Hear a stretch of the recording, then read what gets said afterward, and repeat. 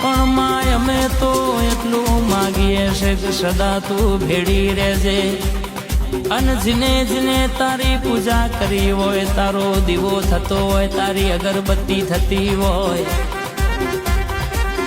એના ઘેર લીલી વાડી રાખજે. જગતમાં રૂપિયા વેચાતું બધું મલ, પણ તારો વેણ વેચાતો મલ નહીં. અને તારી દયા હોય તો ગાડીઓ ભરાય ને ગોમની બાગોર ના જોવાય માં.